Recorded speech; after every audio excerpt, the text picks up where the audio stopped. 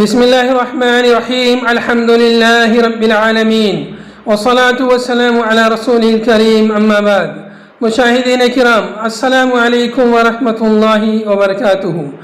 آج میں آپ کی خدمت میں کتاب نعمت المنان مجموع فتاوی فضیلت الدکتور فضل الرحمن سے ایک اہم مسئلہ افطار کے تعلق سے لے کر حاضر ہوا ہوں۔ مسئلہ ہے احتیاطاً افطار میں تاخیر کرنے کا کیا حکم ہے۔ آپ رحمہ اللہ سے سوال کیا گیا کہ کچھ لوگ احتیاط کے طور پر افطار کرنے میں تاخیر کرتے ہیں، حالانکہ اذان ہو جاتی ہے اور بظاہر سورج غروب ہو جاتا ہے، کیا احتیاط کے نام پر ایسا کرنا درست ہے؟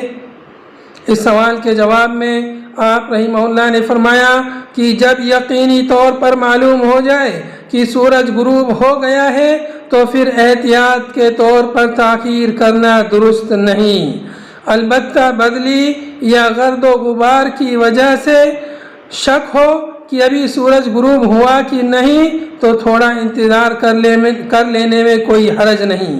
یاد رہے کہ افطاری میں جلدی کا حکم ہے۔ رسول اللہ صلی اللہ علیہ وسلم فرماتے ہیں لا يزال الناس بخیر ما عجلوا الفطر، رواہ البخاری۔